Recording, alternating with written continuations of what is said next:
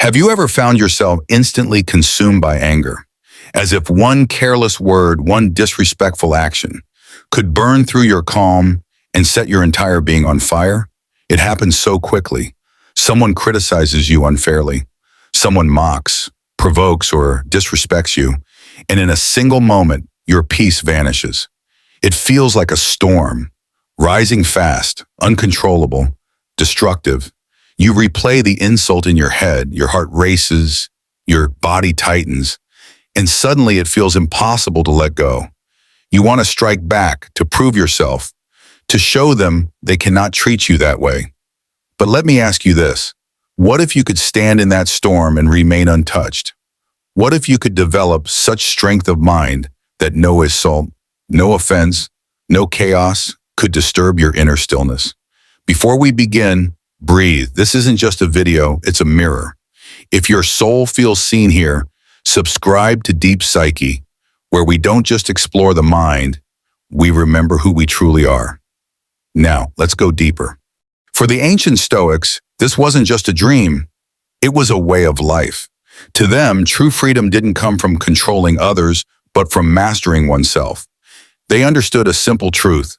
Anger is the chain that binds us to the very people we wish to escape. If you want to be free, you must break that chain. Epictetus, a Stoic philosopher born into slavery, taught one of the most liberating insights ever spoken. Some things are within our control and others are not. Our judgments, our choices, our actions, these belong to us. The opinions, the words, the behavior of others, these do not. And yet most of us spend our lives fighting battles we can never win. We demand respect. We demand to be understood. We demand that people treat us the way we want to be treated. And when they don't, we explode. But in that explosion, who really suffers? Not them. Us. When your anger erupts, it doesn't hurt the one who insulted you. It poisons your body, clouds your mind, and leaves you restless long after the moment has passed. Seneca, another great Stoic, once said, "Anger, if not restrained, is often more hurtful to us than the injury that provokes it." Think about it. When you let someone's words disturb you, you hand them your power. You give them the keys to your peace of mind. Imagine handing a stranger the remote control to your emotions. Would you do that willingly? Of course not. But every time you react in rage, that's exactly what you've done. The Stoics understood something we often forget. Insults are empty. They are nothing more than sounds in the air, vibrations of a tongue and throat. Marcus Aurelius asked, "If someone calls you a fool, does that make you one? If someone spits venom, why swallow it?" The words only gain power when your ego demands to be defended. And here lies the trap. The ego, fragile and hungry for validation, sees every slight as a dagger. But the soul, the deeper self, remains untouched. So how do we free ourselves from this prison of reaction? The first step is awareness. The next time someone provokes you, don't fight the fire with more fire. Pause. Feel the anger rising within you, but refuse to feed it. Ask yourself, will this matter tomorrow? Next week? A year from now? Most of the time, the answer is no. The insult dissolves as quickly as it came, if you let it.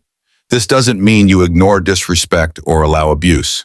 It means you decide whether someone else's words are worth the destruction of your own peace.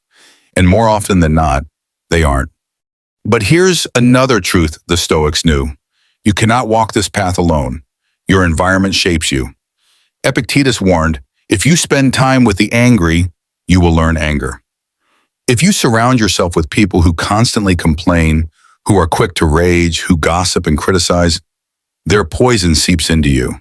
But if you walk with those who remain calm, who face storms with quiet strength, their peace becomes yours.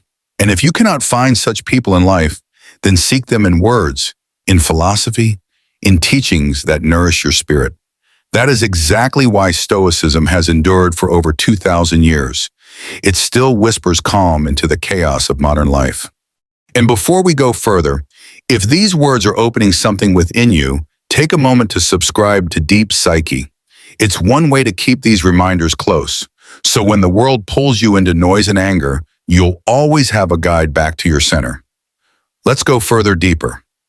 The Stoics also held another secret weapon, humor. Seneca wrote about the power of laughing at life's absurdities. To laugh is not to ignore, but to rise above. Think of a child throwing insults, stomping their feet, demanding your attention. Would you argue back, or would you smile at their immaturity? The same is true for many adults. Their insults are simply the tantrums of untrained minds. Why let them pierce you? Smile and remain above it. But even laughter is not enough without training. The Stoics treated peace of mind like a discipline, no different from training the body. Marcus Aurelius began every morning with a reminder. Today I shall meet people who are meddling, ungrateful, arrogant, deceitful, envious, and unsocial.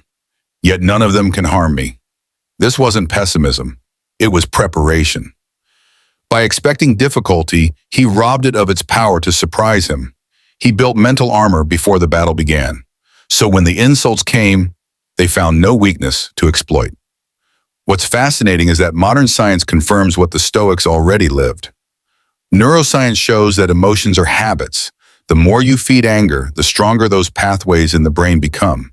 You quite literally carve anger into your nervous system, but the more you practice calm, pausing, breathing, detaching, the stronger your inner fortress grows. What the Stoics called virtue, we now call neuroplasticity. The mind, like clay, takes the shape of what you repeatedly do.